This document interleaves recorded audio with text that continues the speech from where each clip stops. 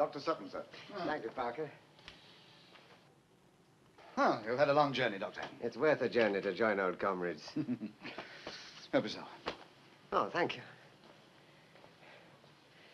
Are they all coming? It's the same crowd, a year older. Well, what's the news from London? You haven't heard? Oh? Gordon is dead. Murdered in Khartoum. That's no surprise to me. I said this was going to happen years ago when they first sent Gordon to the Sudan. He wasn't hard enough. They wanted someone like you out there. It's just what I was going to say myself. First time for 100 years there hasn't been a Faversham in the army. Look what a mess they make. I'm too old. The boy's too young. My own fault for not marrying sooner. You remember the boy? Of course I do. He's 15 years old today. I'm going to let him dine with us tonight. That's good. Don't mind telling you, Doctor, I'm worried about him. I sent him to the best army school in England. I spent half my time telling him about his famous ancestors, and what do you think? I found him this morning reading a poetry book. Shelley, of all people. I can't understand the boy. Something soft about him. I don't like it. I want you to help me lick this boy into shape. Make him hard. Gentlemen, the Crimea. Crimea. Old comrades. Arnold. Raglan. Lucan. Cardigan. Brownlow. Old comrades. The Crimea, by Jove. War was war in those days, and men were men. No room for weaklings. Take Balaclava, for instance. You fellows remember the position? These nuts are the Russians. Guns, guns, guns. On the right, the British infantry, the thin red line. There was the commander-in-chief. And here was I, the head of the old 68th. Now, the right was impassable. The left was blocked. And behind us was the commander-in-chief. I realized the position in a flash. I said, the 68th will move forward. Immediately, one of my subalterns came to me, shaking, absolutely shaking. I said, what's wrong, Travers? He said, I daren't face those guns, sir. I said, would you rather face me, eh? He took one look at my face and went off. 10 minutes later, he was shot to pieces at the head of his men, as a soldier should be, eh? I quite agree with you, General. I can tolerate nerves before a battle, but I can't stand cowardice.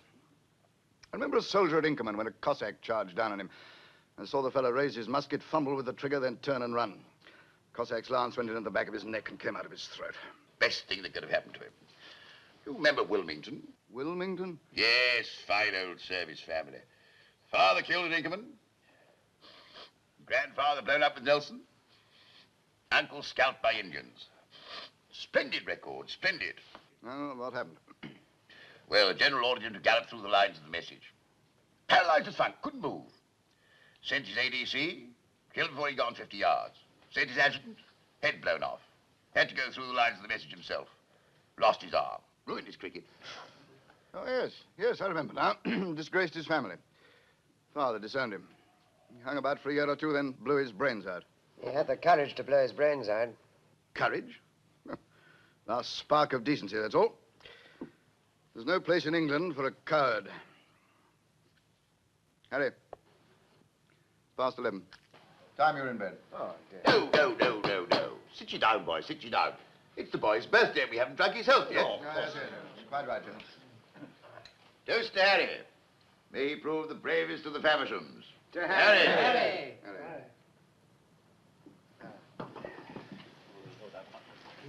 Thank you.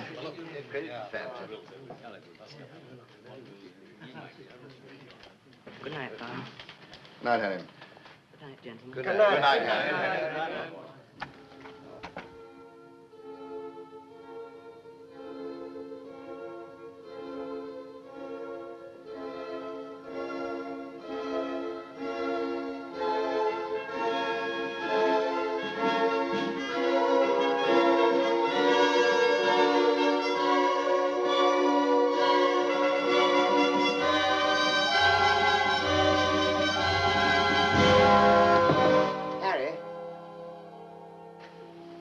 Just a moment. You don't remember me, Harry, but I remember you when you were that small. I was doctor in your father's regiment in the Crimea. I knew your mother, too. She was a very great friend of mine. I would like you to think of me as your friend. If ever you need me, here's my card. I'm not much use to anybody nowadays, but if ever you feel the need, write to me and come and see me. It's very kind of you, sir. Thank you. Good night, sir. Good night, Harry.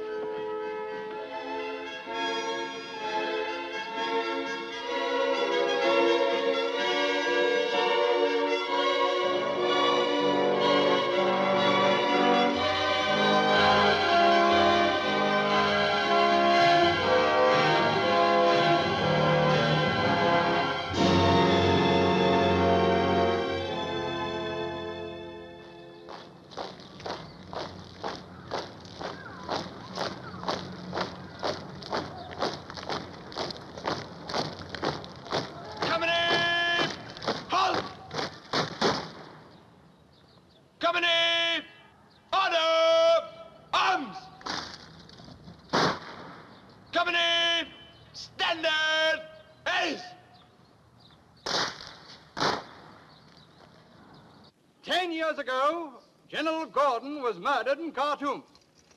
Until now, that crime remained unpunished. Today, the Royal North Surrey Regiment is under orders to join Sir Herbert Kitchener's army for the pacification of the Sudan.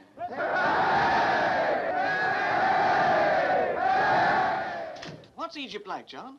Oh, principally sand, sweat, and sunstroke. Oh, lovely. When do we start? Can't say. Oh, before next Thursday. Oh, I shouldn't think so. It's taken them 10 years to make up their mind. We'll be lucky if we start in a month. Ah, good. Then I can give you these. Mr. Harry Faversham, Captain John Durrance.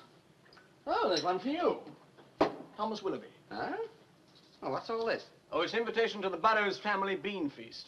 Complete with regimental string band, strawberry ices, and a performing troupe of hired waiters. Oh.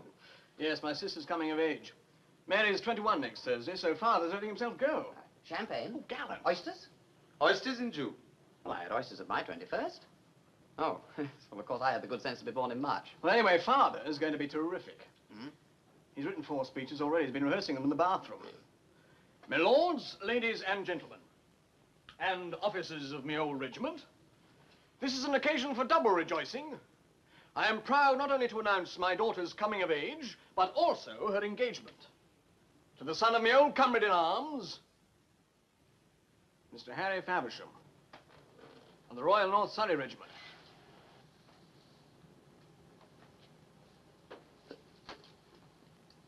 What, him? Our own Harry Faversham. Why, the girl must be mad. Anyway, isn't all this rather sudden? Well, they've been sickening for it for months. Good luck, Harry. Thanks. Jolly good luck, Harry. Good luck, Harry. Thanks, John. Anyway, what about all this Egypt business? I mean, you can't take her with you, you know. When the dervish catch a white man, they cut his nose off and hang him up by his toes. Oh, it's a disgusting business. Only money falls out of your pockets. I'll see you at dinner.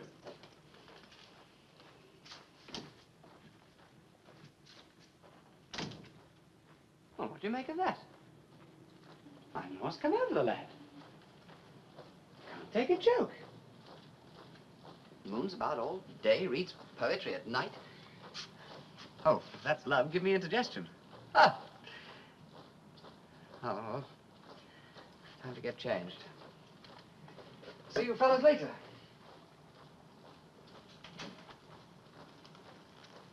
I'm sorry, John. I was a fool to make a joke of it like that, but somehow I thought it was the best way. It's all right, Peter. It was for her to decide. All the same, I wish it had been you. I'll see you at the mess.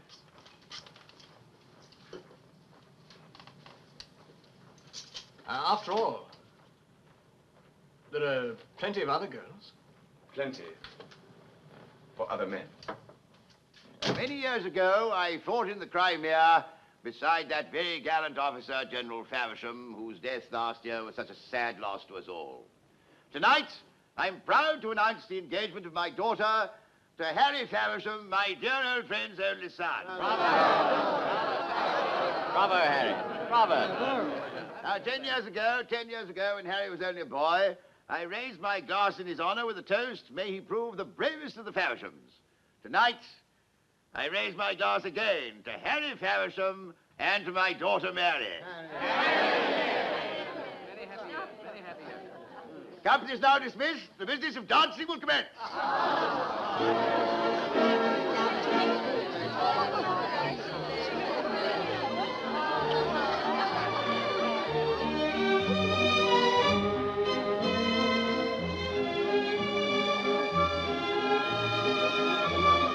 So you're off to this Sudanese affair, eh, Colonel? Yes, sir. Of course, it's only a minor campaign, but do the world of good. The army's too soft nowadays. Too soft. Yes, soft.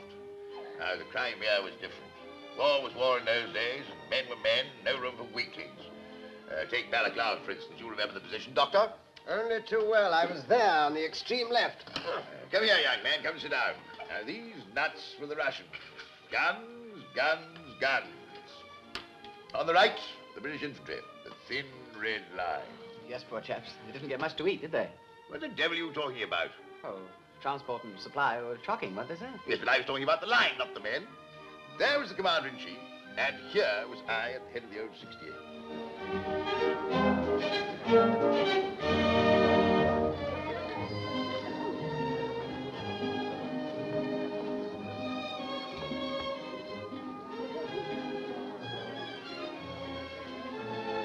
I'm sorry Father had to drag Egypt into it. You tired of Egypt already? We have it for breakfast and lunch and the honor of the regiment for supper. I suppose he understands you're marrying me and not the regiment. He's not quite sure about that. Are you quite sure? Quite sure.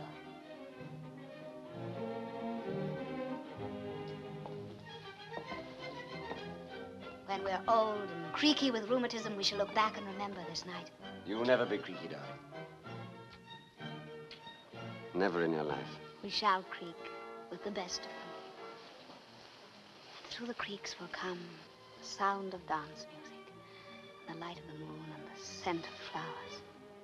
This is a solemn occasion, Harry. A memory is being born tonight. A memory that will remain with us for the rest of our lives. Moments like this are better than all the memories in the world. Memories are best, because they're out of reach of uncertainty and care. Memories just float about on their own with no shadows on them. Dance music, the moon and evening primroses.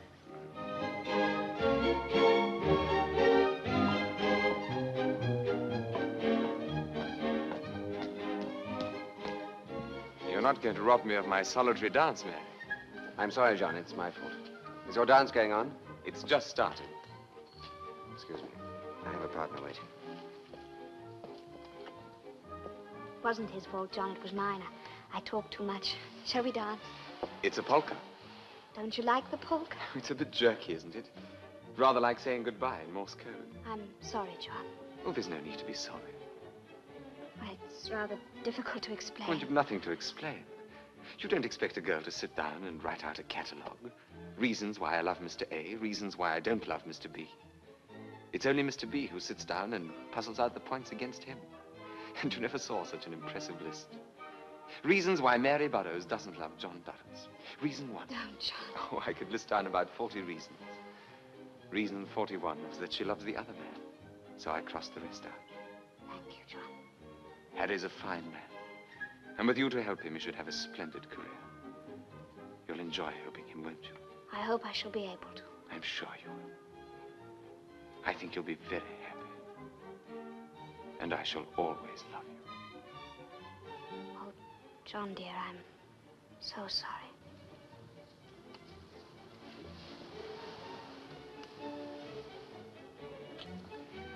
Oh, nonsense. I'll be all right. You're not going to be sorry for anything tonight. Come and dance that polka. I've just learned it.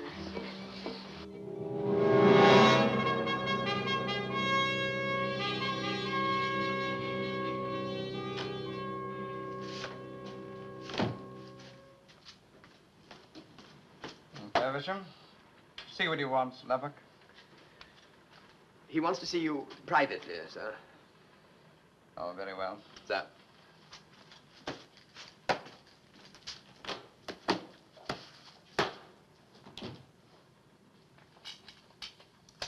Well, Faversham, I want you to accept this, sir. what is it? My resignation. What do you mean? I mean I'm resigning my commission, sir. I don't understand you, Faversham. I should have taken this action months ago. I only accepted a commission for my father's sake, because all his family were soldiers. When he died, my duty towards him was done. Your duty towards him? What about your duty towards your country? Faversham, to do this now with your regiment under orders 2 days before it leaves for the Sudan. Oh, go and lie down in a dark room, boy. You'll be all right in the morning. I've made up my mind, sir. If you do this, Faversham, you will regret it for the rest of your life. I'm sorry, sir. I've made up my mind. You're deliberately shirking your duty, sir. I refuse to accept this resignation. I'm within my rights, sir. You can't refuse. I never thought I'd live to see a Faversham play the coward.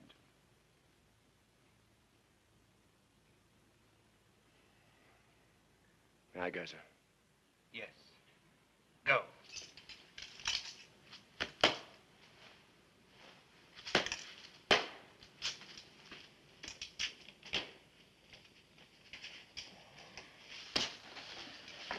Sir, the officers are... Well? Are waiting, sir.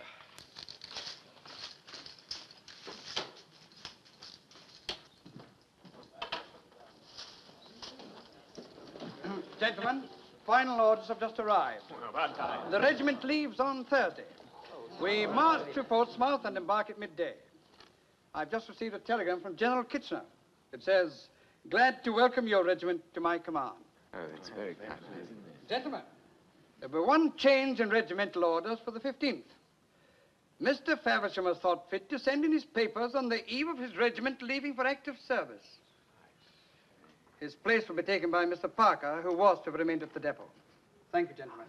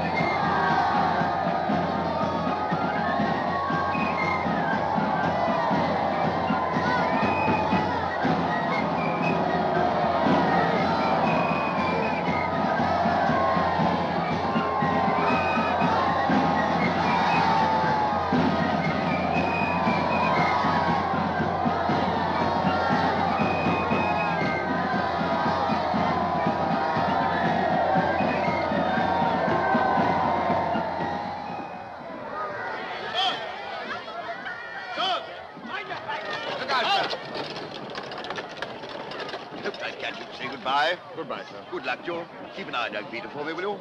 I will, sir. Both eyes. There's a lovely ducks. Come on, back to your ma now.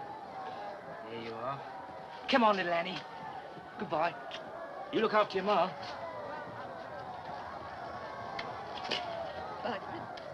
Goodbye, lovey. No, don't take on so. And you look after yourself. I'm all right, Fred. Kids that are going to miss you.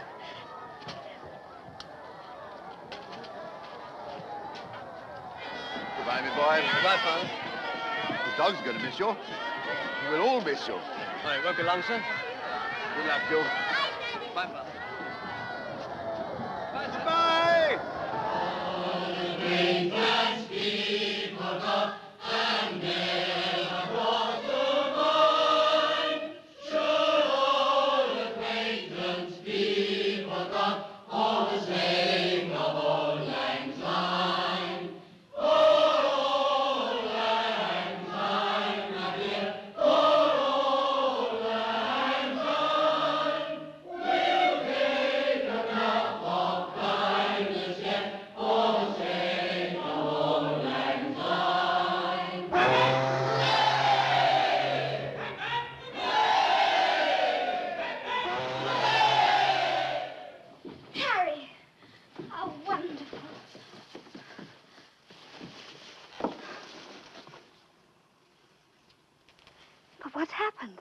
Peter left last night. Father went to Portsmouth to see you all off. Have they cancelled it? You're not going after all. The regiment sailed this morning. I haven't gone with them. But I don't understand. We've talked about it so often. The futility of this idiotic Egyptian venture. The wasted time we can never have again. Harry, what have you done?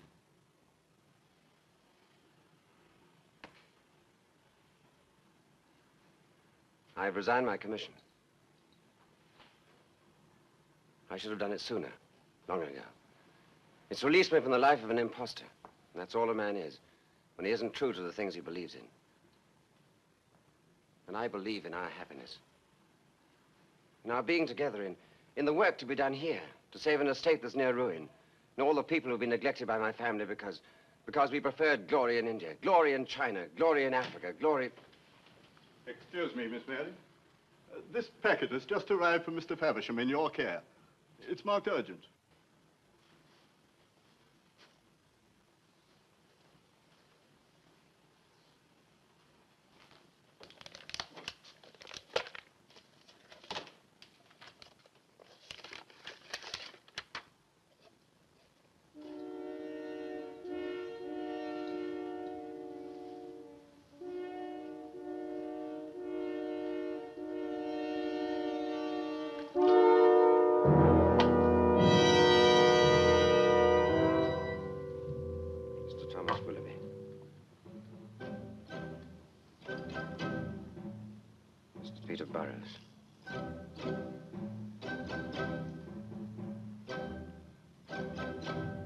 Captain John Durrance.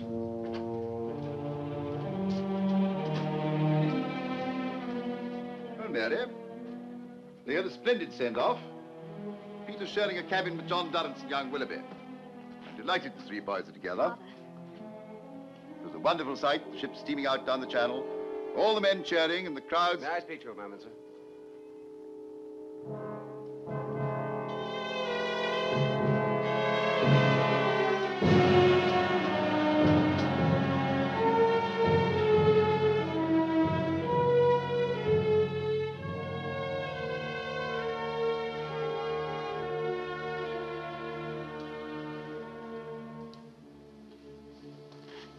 It's cruel to send those. Cruel but just. That's what you think, isn't it? Harry, why didn't you tell me you were planning this? I don't know. Perhaps I was afraid to. I don't know. But we agreed to be honest with each other, to have no secrets. When you did this, did you think I should be proud of you? I thought you'd understand. We've spoken so often about these things. I thought we understood each other. Oh, yes, we've talked and dreamed about things we'd do if we were free. Some people are born free. They can do what they like. But you weren't born free, Harry, nor was I. We were born into a tradition, a code that we must obey, even if we don't believe in it. We've got to obey it, Harry. Because the pride and happiness of those nearest to us depends on our obedience. Yes, I understand. You said it was cruel to send these. It was. I deserve them. You've destroyed yourself, Harry. Both of us. And there should be 4 feathers here. Stop it, Harry. Don't torture me like this. I'm only being honest. Go on, give me this feather to join the others. No. Why not? We always promise to be honest with each other. Don't be afraid.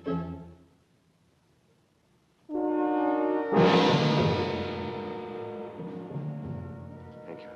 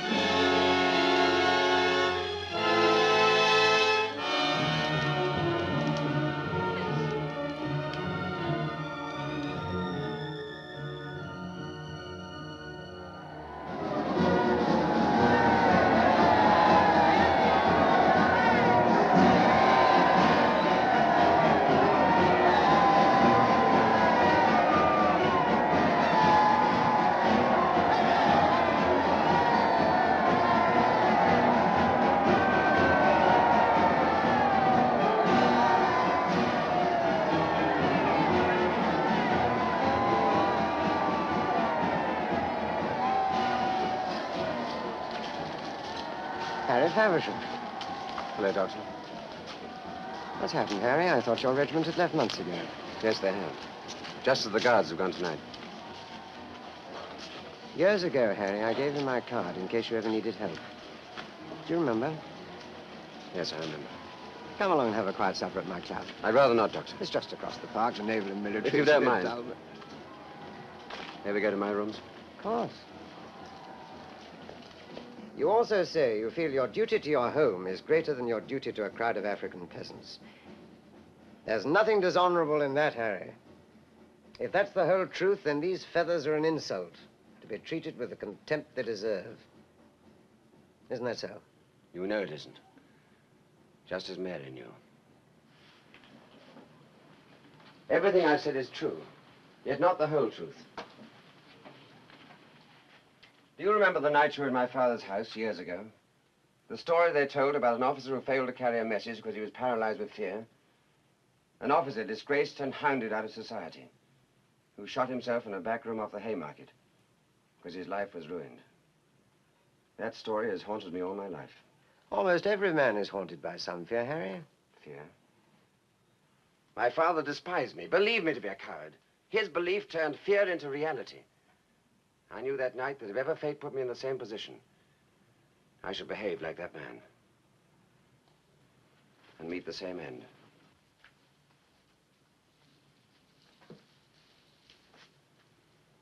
I am a coward, Doctor. If I'd been anything but a soldier, I might have concealed it all my life. To be a soldier and a coward is to be an imposter, a menace to the men whose lives are in your hands. When our orders came, I knew that fate was closing in around me, just as it closed in around that other man. I fought against it. I believed in all the reasons I gave for shirking my job. I almost believe them now. I deceived myself, but I didn't deceive my friends. The man who sent me these feathers knew me better than I knew myself. You're wrong, Harry. You're a man of ideals and of great imagination. Perhaps too great.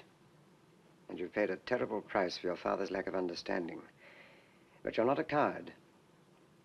Right or wrong, when you refused to live by a code you couldn't believe in, when you remained true to yourself, whatever the price, that wasn't the act of a coward, but of a very brave man.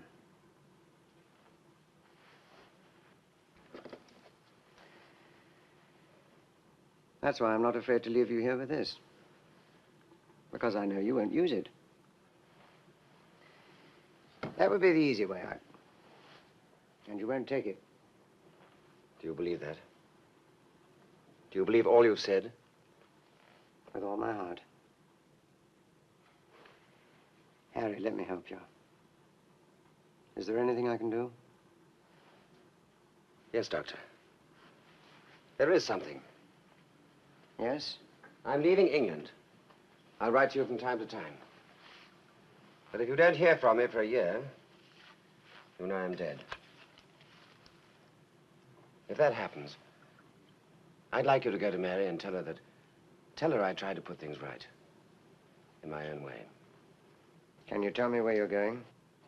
Yes. To Egypt.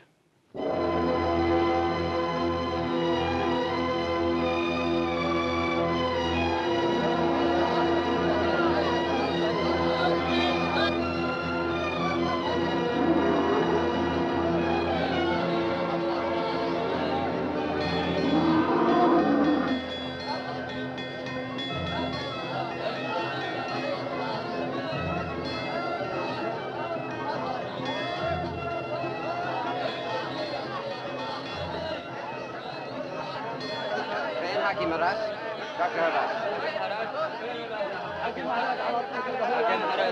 Thank you.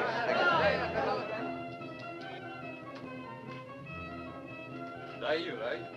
Why Dayak Yatsiri?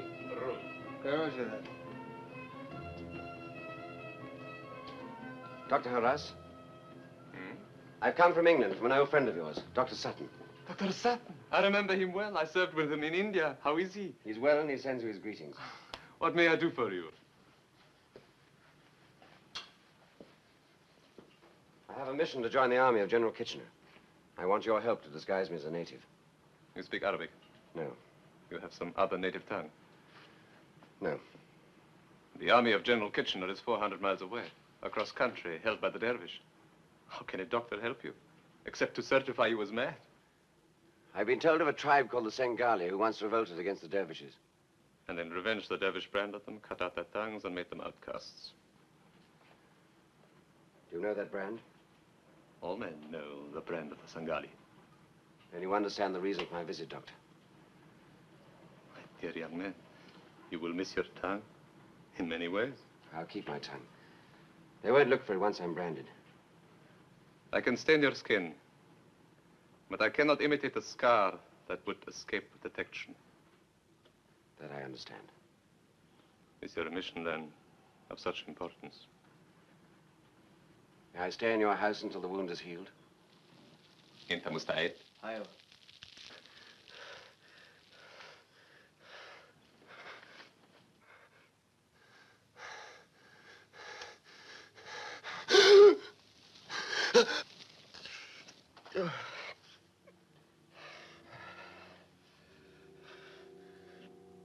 You are a brave man.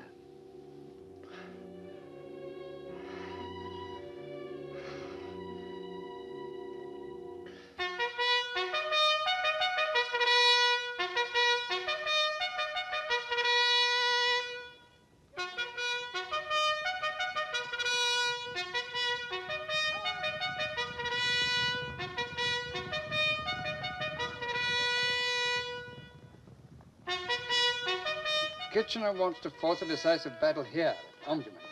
If we can take the city, we'll have won this war. However, the only feasible route to Omdurman is up along the Nile, and the river is blocked. Here, by the Dervish army. Kitchener wants us to try a diversion of some kind, a bluff, to draw the Dervish away from the river and into the desert. While our main forces slip by and up the river. Exactly. But we can't spare a regiment, much less a brigade. Only a company. Number 5 Company of the Royal North Surreys. Thank you, sir. By the left, quick march. Number 3 section, by the left, quick march. 3 section, by the left, quick march. 4 section, by the left, quick march.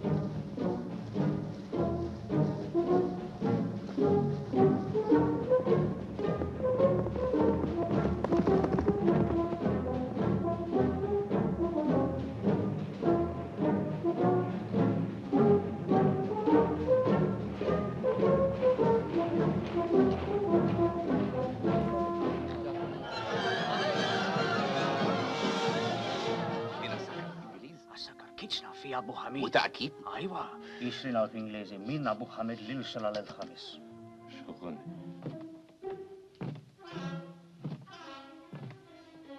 Who is this man, eh? How much did he over here? Huh?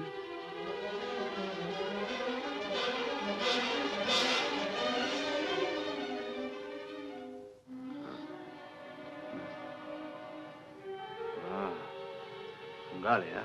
Iowa.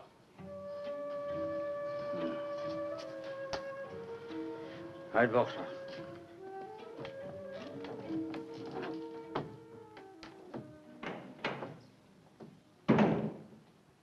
I'm afraid you're becoming overconfident, Mr. Faversham. That was a very bad performance. No true Sangali would enter a room with the self-assurance of an Englishman.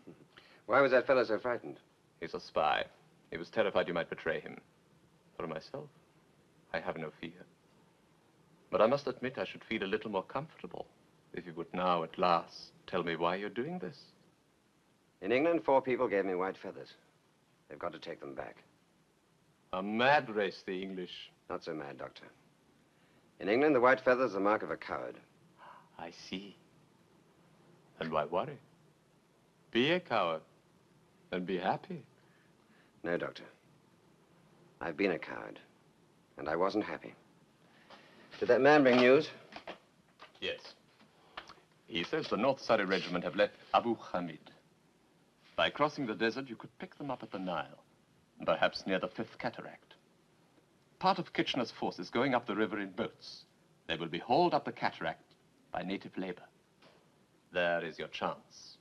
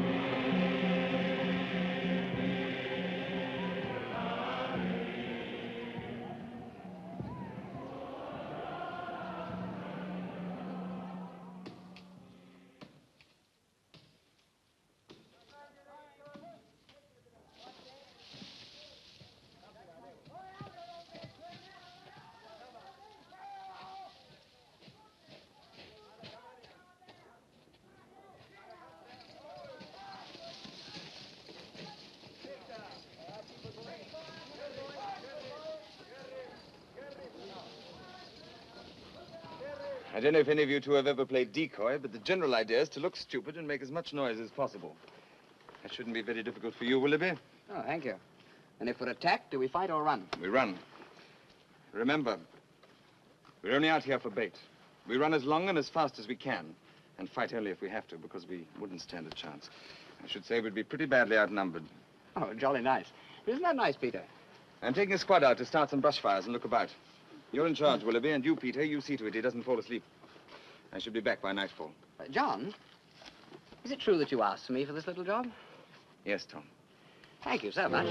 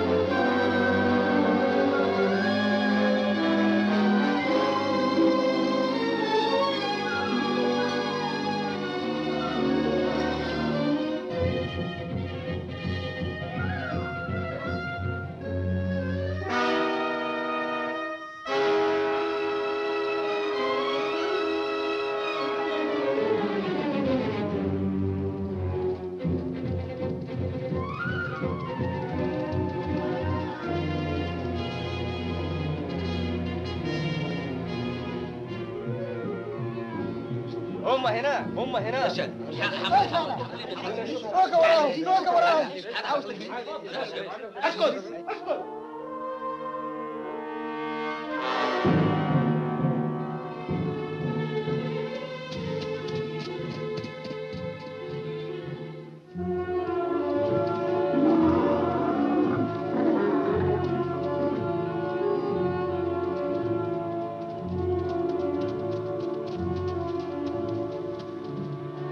أنا اسكت. وينه؟ شوفوا هناك. شوفوا غادي. شوفوا غادي.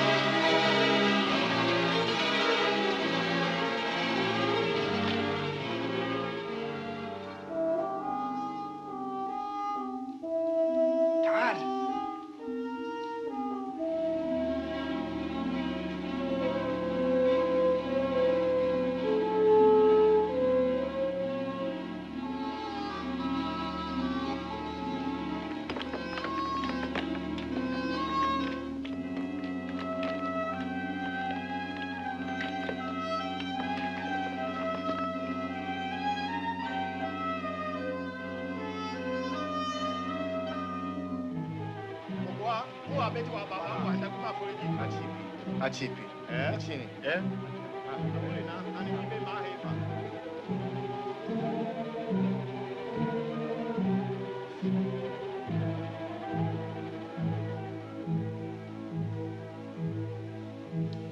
يوسف. لا ما شفت أحد.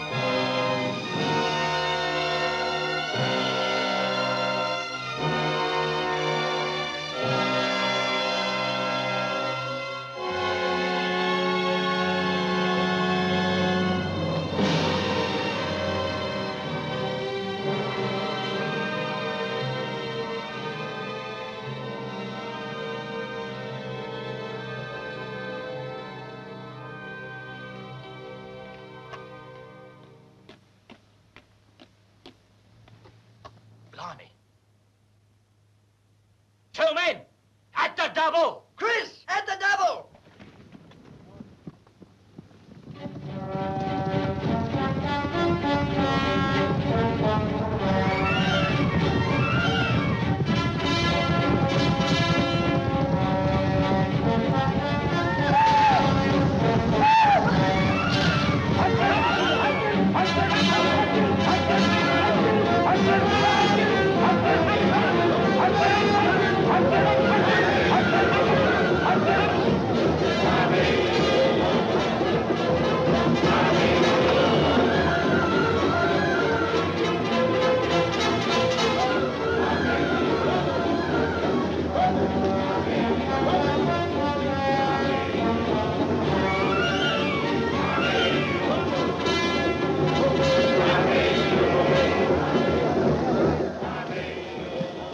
الجيش كبير هنا حق جيتشنا.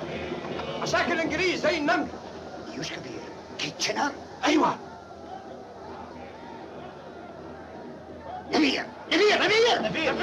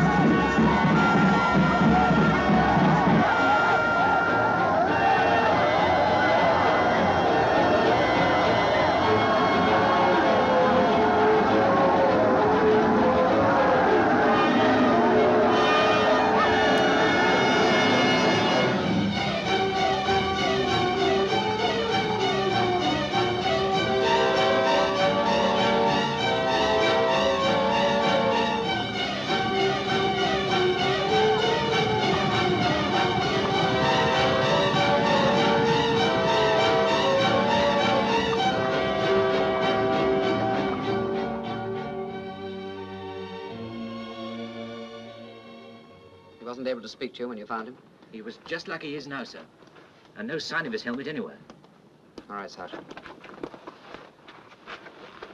Will it be all right? Oh, I should think so. I had a touch of sun once. Gave me a devil of a headache for weeks afterwards, nothing more. It's tonight I'm worried about. Do you think we ought to break camp? Well, those aren't the orders. I'm going to double the sentries and have all the fires put out. All right, Corporal, I'll take over on that. Brown, put your fire out. Put your fire out. Oh, it's Bill. Give us a hand with this fire. Simper, Curtis, Gamble, bring your equipment. Take out that fire, Johnson. Yes, sir. Out with the fires, quickly. Come on, make it snap. Peter. John? You've got me back, have you? That's good. I'm afraid I got a little too much sun. Turn the lamp off, will you? Yes, of course. There we are. I hope that can't be seen from the outside. Well, John, you've had us worried. How'd you feel? Oh, a bit groggy. Oh, what time is it? Oh, midnight. Now, listen, Peter. I spotted some dervish, and they've spotted us.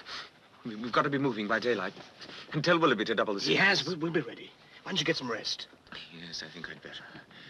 He'll call me at once if anything happens. And no later than dawn. Yes, of course. Better turn the lamp down.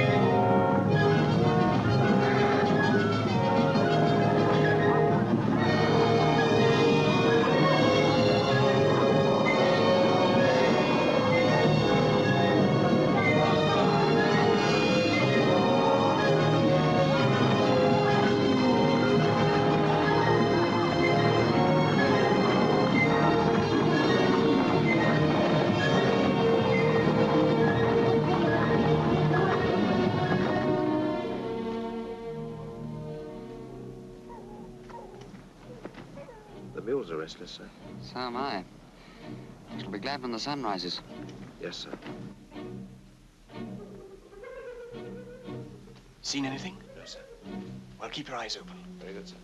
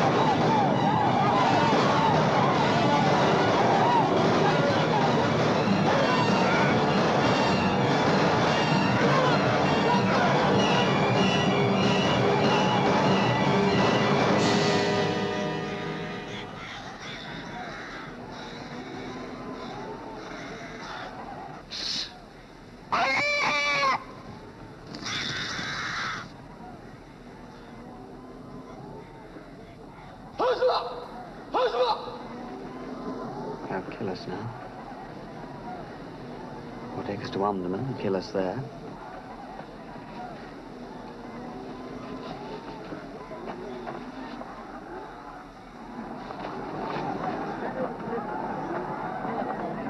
انت ضابط وانت ضابط، تعالوا كتفوهم ودوهم للخليفه هناك هديه.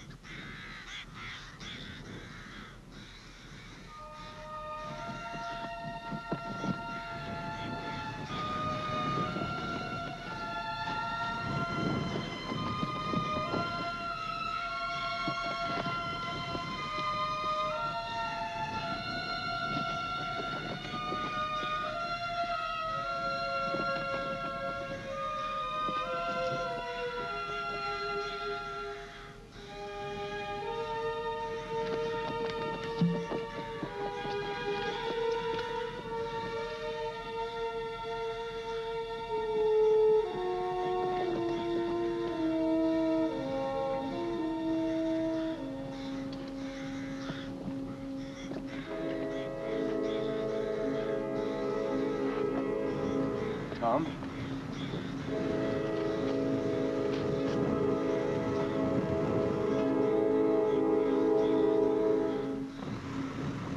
Peter?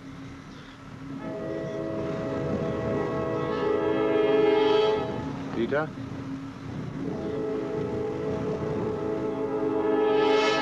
Peter? Peter? Peter! Peter! Willoughby!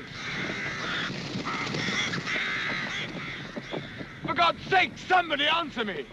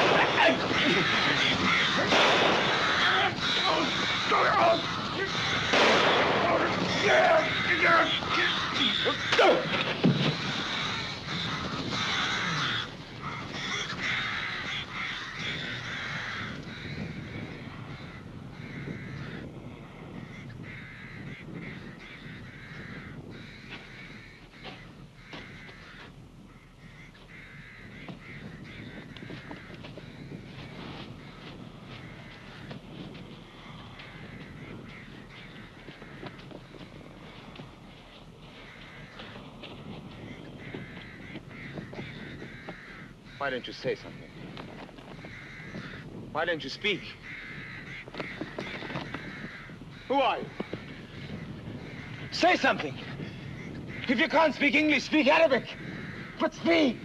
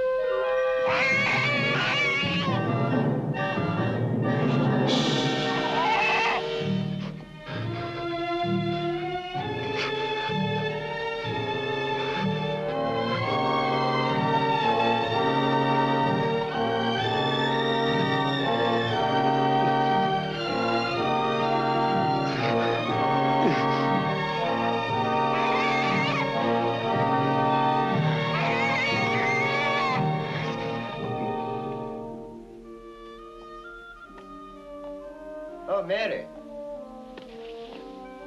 Oh, good evening, Doctor. How lovely to see you. I am glad to find you alone, Mary. I really only came here to talk to you. To me? What about? I want to know if you've heard anything from Harry Faversham. I've heard nothing. It was his wish and mine that the break should be complete. I've no idea where he is or what he's doing. I promised to give you a message when I saw him on the night before he left England a year ago. A year ago? I don't understand. He left England for Egypt, Mary. Egypt? For one purpose only. If he succeeded, he said you would learn by means that would need no explanation. If he failed, then he asked me to tell you that at least he'd done his best. He promised to write to me now and then just to show that he was still alive. If I heard nothing for a year, then his silence would mean that he was dead. Mary, my dear. So that's the end. You think I behaved brutally to him, don't you, Doctor? No, you behaved the only way you could. No, I was the real coward. I failed him when he was so terribly in need of help. Perhaps, but once he had made up his mind to go to Egypt, you couldn't have changed it. No one could, so don't blame yourself for that. I could have helped him. What do you two think you're doing, mooching around out here? Just having a dose of your country air, General. Dose of bronchitis, more like it. Mary, come along in and give us a glass of sherry.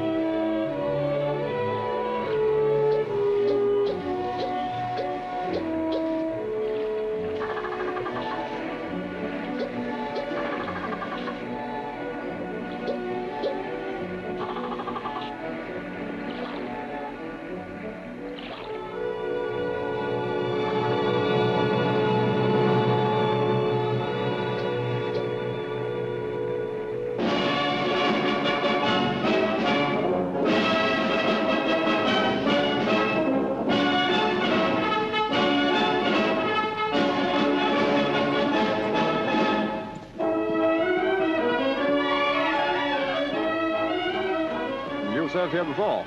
At Beauclair, sir. Then you know what to expect. And you too? I've been out here ever since, sir. You married? Yes, sir. Children? 4, sir. When I left home.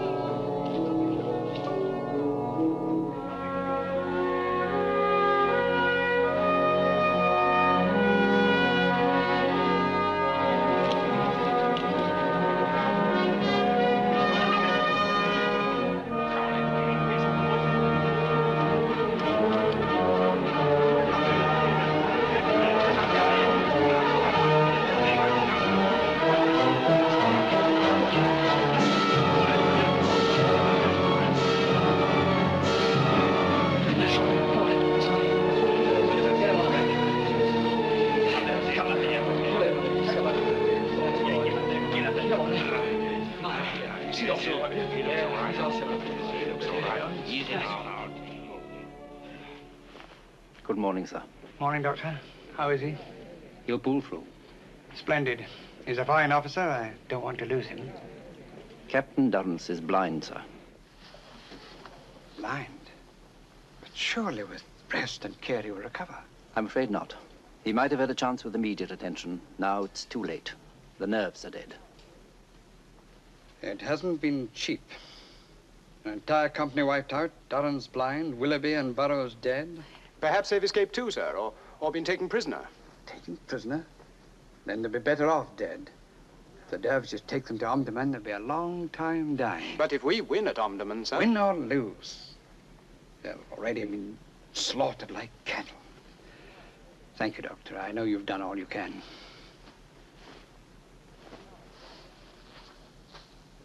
Oh, yes. The fellow who tried to rob Durrance. Yes, Your Excellency. Mute, is he? He's one of the Sangali tribe. He cannot speak. Send him to the combat barracks, Sergeant. He can be used in the labor gangs. Sir. Here. Come on. Imshi. I'll have to write to the old boy. The old boy, sir? General Burrows. Oh, I see. It won't be easy. Come on, boy. Hey. Well done, John. Very good. Oh, I'll be riding to hounds in a couple of weeks. Let's not stop, Joe. Up another 6 inches. No, no more today. Oh, just one more. Just a tiny bit more. No, tomorrow. It's time to dress for dinner. I can dress in 10 minutes now. Knocked 2 minutes off my record this morning. It's your shaving lesson before dinner, too, sir. Yes, my shaving lesson. Also my lesson in making bow ties. Just like being back at school again. Joe's a great teacher. However did you find him? Oh, it's easy with a good pupil, sir. All right, then. No more of those infernal chopped-up meals. I feel like a lesson in carving roast chicken tonight. Come along, Joe. I'm going to try to make him happy. Look here, Mary, I know it's none of my business, but you sure you're doing the right thing? Quite sure, Father. I mean, a man becomes a soldier with all the knowledge of the risks that lie ahead of him. If misfortune occurs, well, it's all part of the game. I know that, Father. I know, or at least I think I know, that your impulses are noble and unselfish, but you've got all your life ahead of you. Oh, please don't talk about it being noble, Father. It's nothing like that. It's just that I've made up my mind. Thank you, Father, for thinking of me. The Arab can be most inscrutable when he feels like it. Ah, yes. But wait a minute. You haven't heard the end yet. Here's this solitary Arab. Heaven knows where he comes from or how he's alive. And he never says a word from beginning to end. That must have been uncanny. Uncanny, it nearly drove me mad if I needed driving. And yet all the time I knew he was trying to save me. How many days we traveled, I shall never know, because I was crazy with fever all the time. Then somehow he gets me into a boat and floats me down the Nile till we come within sight of the camp. And then, now here's the extraordinary part about it. Having done enough to win a Victoria Cross, he lays me down outside the camp and calmly begins to rob me. Nothing strange in that. He'd done a job of work. He was taking payment. Poor fellow got less than he bargained for. I carried no papers on active service and no money. So he got nothing then, hmm? He nearly got one thing. The only thing I was carrying. This. Remember this? My letter. Your letter. There's a funny thing in that letter. Read your postscript, Mary. Oh, there's still some sand in it. You can keep it as a souvenir. Thank you.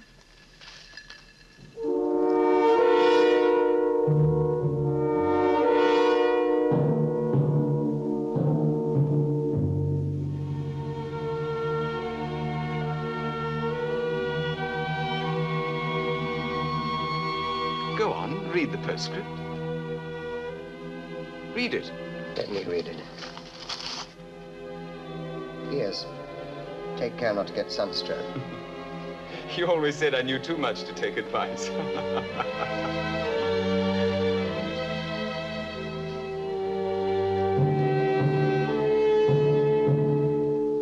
Mary. Why, your hand's trembling. I'm sorry, my darling. You mustn't take it like that. It's all over, and I'm alive. Thanks to my Arab friend. And what happened to your Arab friend? They sent the poor devil to a convict gang. When I came to my senses, it was too late to find him. He escaped, and I never could trace him. Well, time for a turn in the garden, isn't it? Now, all of you stay here. I'll get my coat and yours, Mary. Oh, my letter.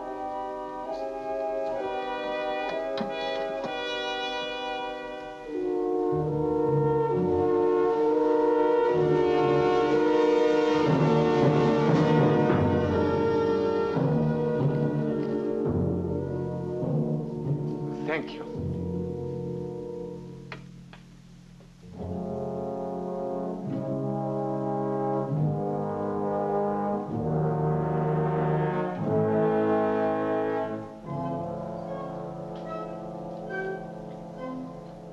So Harry's alive. Or was, when he paid that debt.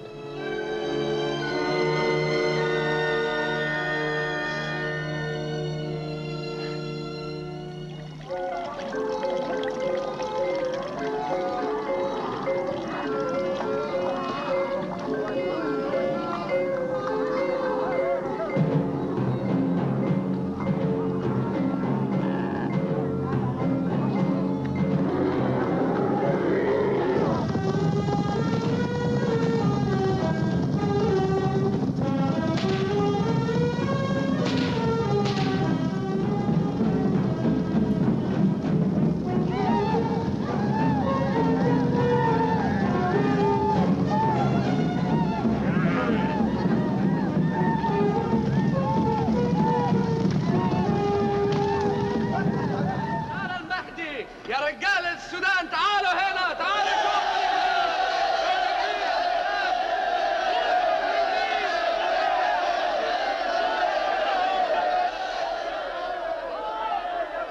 Jolly nice of them to entertain us like this. Yes. If I had my hands free, I'd applaud. If I were free for 10 seconds, I'd strangle that filthy blanket with the pipe.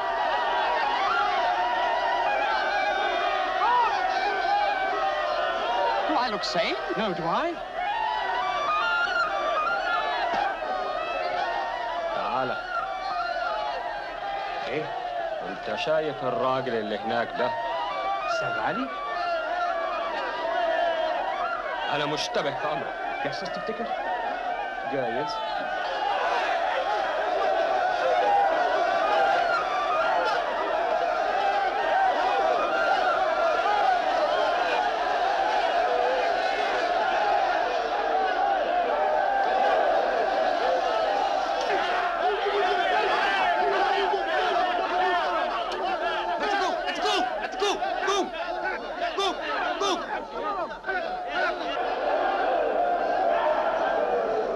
عقب سنغالي عقب.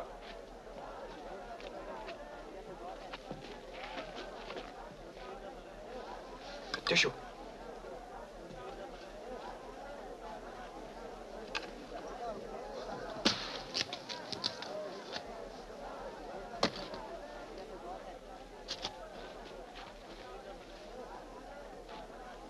سنغالي وشعر فرنجي.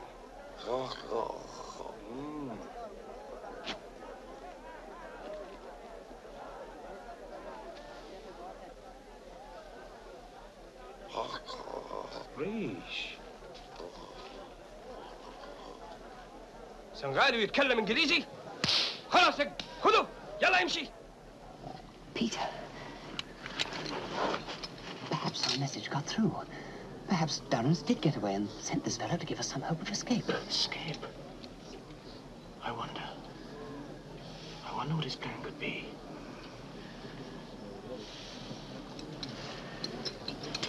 Karga.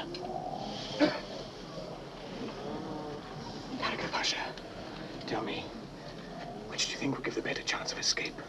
The desert or the river? How should I know? No one has ever escaped from here before. But surely some attempt must have been made to free you. Yes, years and years ago. They all failed. How long have you been here? Since Gordon was killed. 13 years.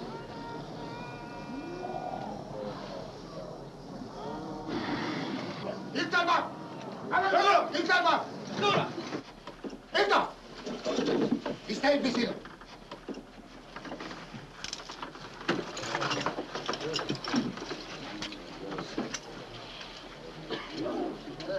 امشي امشي.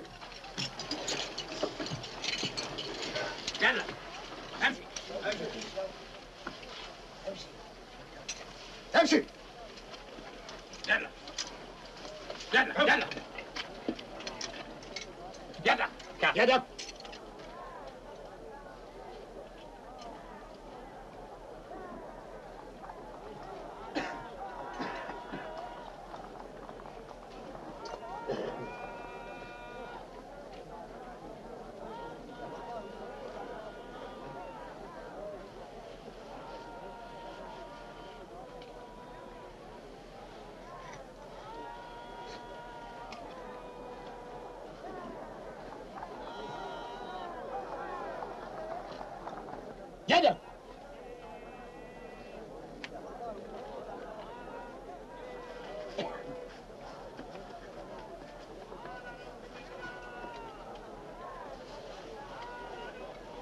ما فيش.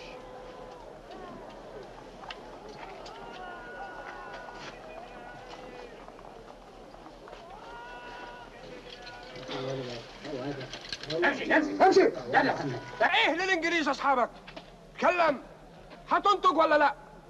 نديله فلوس كتير اذا تكلم. شنو الشيء اللي اديته؟ شو اخبار العساكر؟ انت يا هو فين الانجليز؟ اذا ما تكلم له عذاب شديد. حموتك يا كلب. ملعون اتكلم. ملعون لا تعاند. هتتكلم وتقول حاجه ولا لا؟ ايوه ما فيش. نحاس. ودوه السجن. خلاص. يلا خذوه.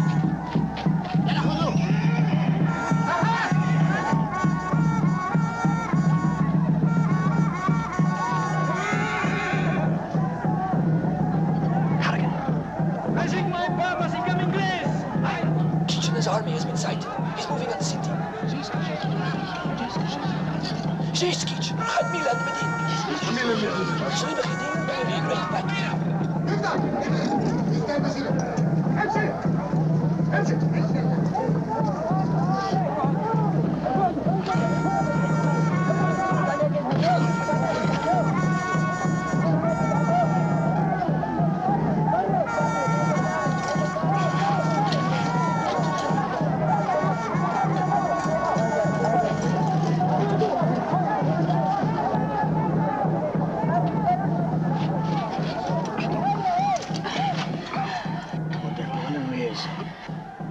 paid by our people to help us. I certainly made a mess of that.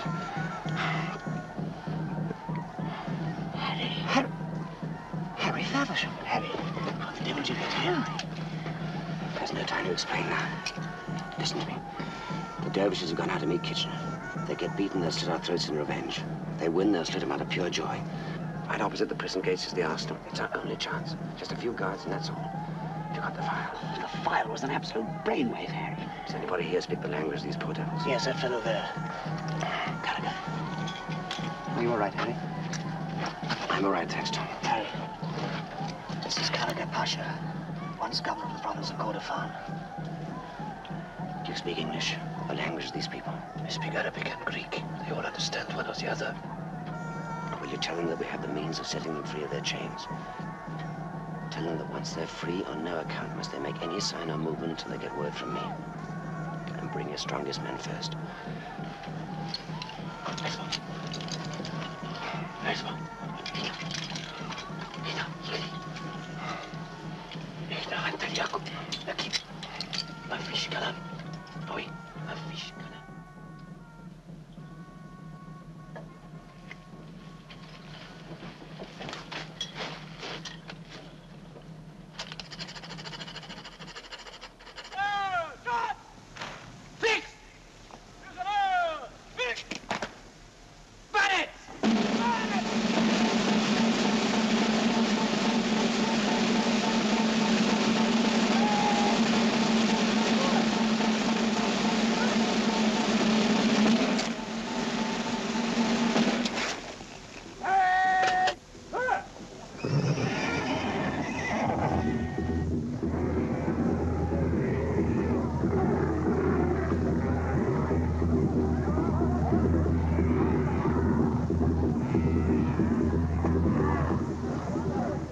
Deploying to attack, sir.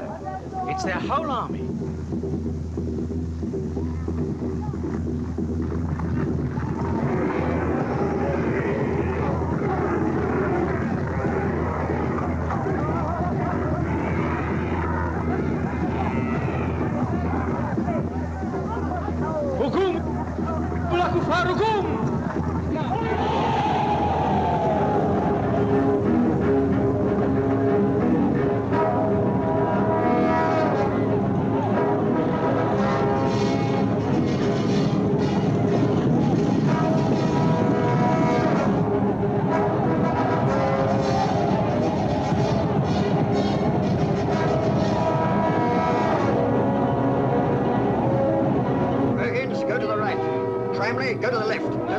take up their positions.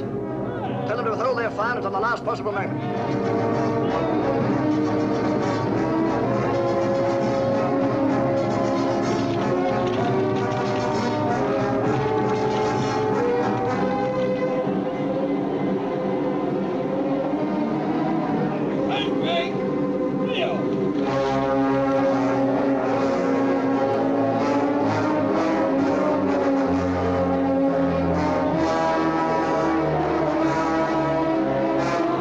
Inside, ain't it? It's getting horrible close. When do we fire? When we're told. Stick it, lad. If you can't look at them coming on, shut your eyes. I'll nudge you when to open them.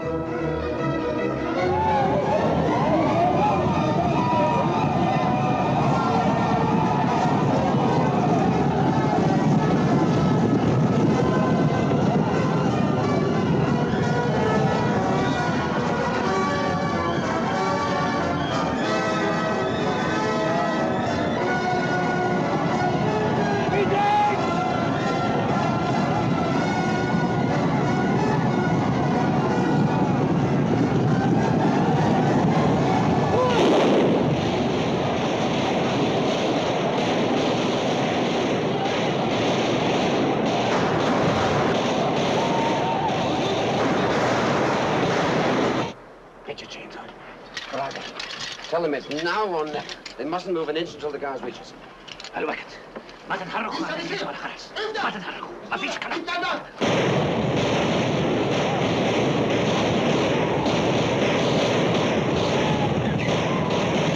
امشي امشي لا لا لا لا لا امشي لا لا لا لا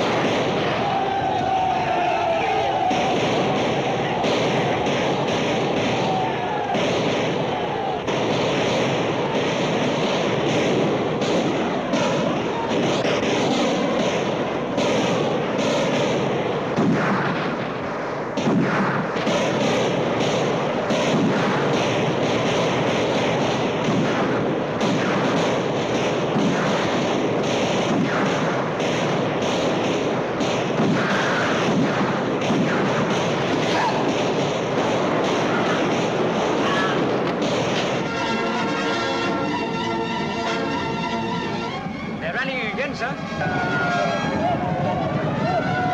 are not so many of them now. Nor of us, sir.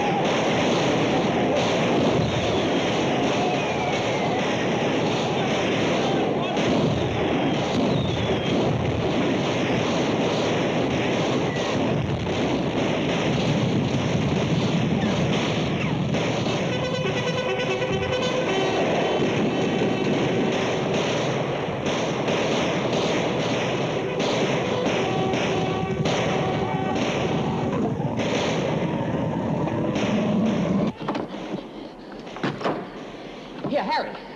Look at this. This is the one they took from us. Length and range 350. We'll have that tar down with a black flag on it. That's the arsenal, sir. Good. Then we'll blow it up. Our own guns. There's gratitude for you.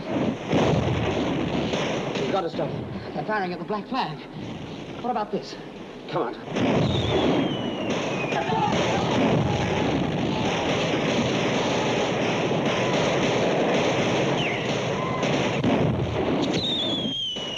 the flag, surrendering, holding up a white one.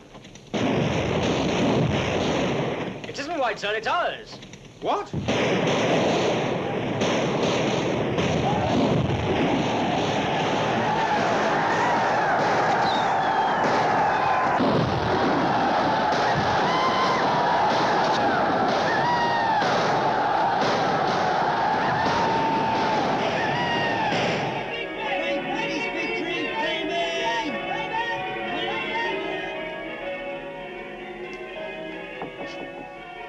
Come in. Hello, John. Hello, Doctor. Heard the news? Yes, it's wonderful. I've got all the papers here. I've been waiting for you to read them to me. Good. I haven't had time to read them myself yet. I hurried over from Dr. Wesley. Yes, I know. Do you mind if I turn up the gas? Sorry, old man. Meant to before you came in. Give me the matches. I'll light it.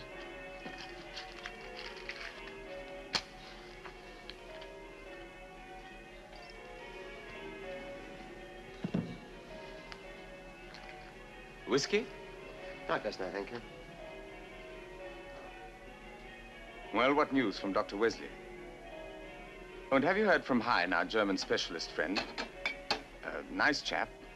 He took a lot of trouble. You needn't tell me the verdict, Doctor. I quite understand. I think it's what you expected, John. He doesn't feel that an operation... And neither do I.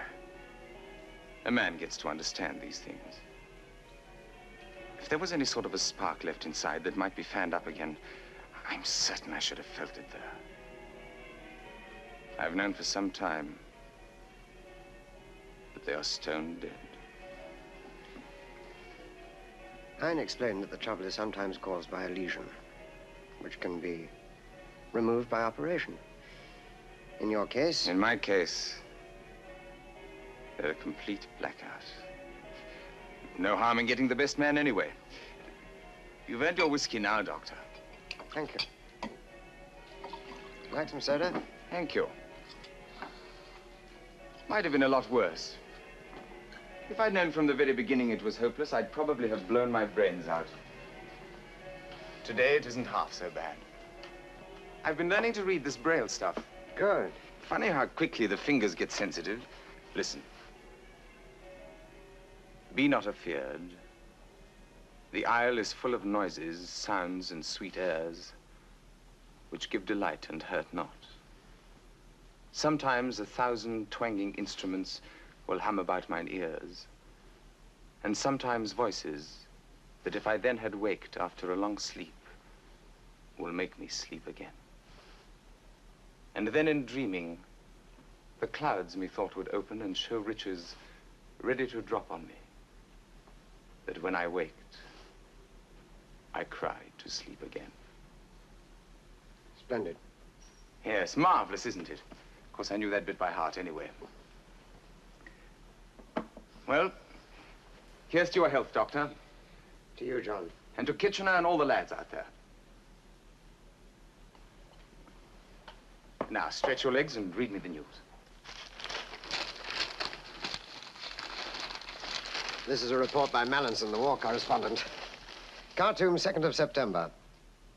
From the shadow of Gordon's palace, I am proud to send news of a glorious victory. At dawn this morning, the Dervish army massed to give battle on the hills above Kerere. Oh, I always said. Oh, shut up. Oh, I'm sorry. At 6 o'clock, they advanced in mass and flung themselves with fanatical bravery upon the British square. Within 2 hours, they were broken and in flight. A full report on this decisive battle will be sent when details are available. But your correspondent, who accompanied the North Surrey Regiment, was privileged to witness the most dramatic and astonishing scene of this inspiring day. During the battle, the prisoners in the Omdurman dungeon overwhelmed their guards, captured the arsenal, and held it until relieved by Anglo-Egyptian forces. Wonderful! This achievement was led by 2 British officers of the Royal North Surrey Regiment who had been captured in the fighting at Gactal Wells. Lieutenant Thomas Willoughby and Lieutenant Peter Burrows. Peter and Willoughby alive! What's the time? Just on 7. We'll go tonight. We'll be the first to tell Mary and the old man. They'll go crazy with excitement about this. Joe! Sir? Pack my bag. Send a message round to Dr. Sutton's house to have his bags packed and sent round here. We're going to General Burroughs, the 8:15 from Paddington. Yes, I can't. I've got an important appointment in the morning. Oh, and tell Dr. Sutton's man to cancel all his appointments for tomorrow. Yes, sir. But they'll know before we get there. Besides, the War Office will send a telegram. Oh, you've always got some ridiculously sensible reason for doing nothing. Anyway, we'll be the first to congratulate them then. Don't you realize what this means to them? Yes, of course. Is there any more? Read that last part again. Lieutenant Peter Burroughs, whose release from the prison was due...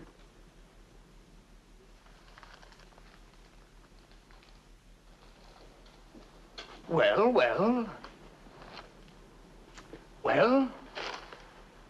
Lieutenant Peter Burroughs, whose release from the prison was due to an act of heroism on the part of a man posing as a mute Zangali native, who gained entrance into the prison with means of cutting the chains of the captives. In reality, this disguised native was until recently an officer of their own regiment. Lieutenant Faversham.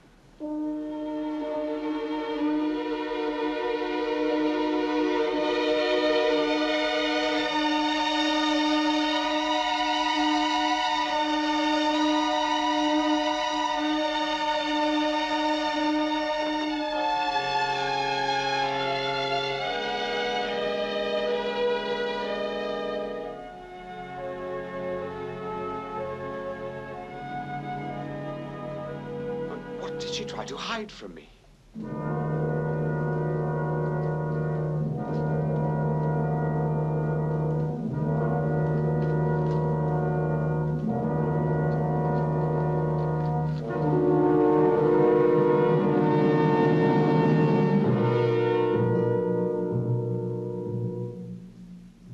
Doctor? Yes, John. There's some notepaper in my desk there. I want you to write a letter for me. I'm ready, John. To Mary Burroughs. My dear Mary, I have just heard some splendid news. I have just been to a famous German eye specialist and learned that my sight can be restored. Got that? I've got that, John. It'll mean a long course of treatment in Germany. I leave tomorrow. When I can see again, I shall return to the army. With a happy memory of all you have done to see me through. I'll sign it myself. Oh, and add a postscript. P.S. I've just heard the wonderful news about Peter and Willoughby and Harry Faversham. I enclose a souvenir of a journey through the desert with a mute Sangali native. If you give him the chance he deserves, I'm sure you'll find that he's not as mute as I thought he was. That's all. Your bags are packed, sir. There's just time for a bite of dinner if you hurry. It's all right, Joe. We're not going after all. I still say the army of today is soft compared to our day.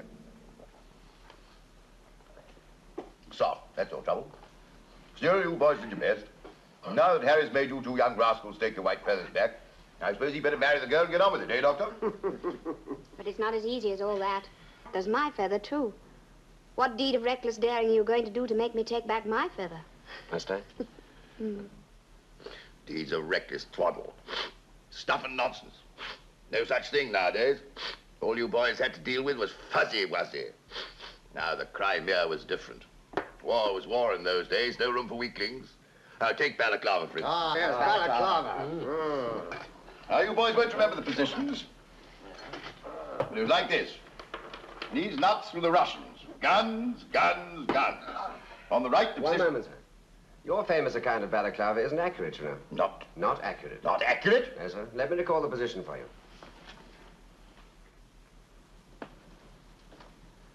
Out of the way, Tom. Here are the Russians. Guns, guns, guns. Here's the British infantry. The thin red line. Here's the commander-in-chief. And here are you, the head of the 068. Correct? Absolutely. You were riding a horse called Caesar. Ah, Caesar. Which my father sold you because fine horseman that he was, he could never control him. That's quite right, quite right. Then, according to your story, you said, the 68th will move forward. That's right. Yes, sir, the trouble is you never said it. Never. Never said it, sir. What do you mean I never said it? No, sir, you never had time. At that moment, my father told me, Caesar, startled by a stray bullet, took the bit between his teeth and dashed straight for the Russian lines. Away went Caesar. Away went you. Away went the 68th. Away went the commander-in-chief. Away went everybody. And another magnificent mistake was added to an already magnificent record. Only, no one ever said the 68th would move forward. Unless it was the horse. Yeah. Come on, sir, own up to it. Well, after all these years, it's a little difficult to remember all the details. Oh, confound the boy. I shall never be able to tell that story again. Mary, your feather.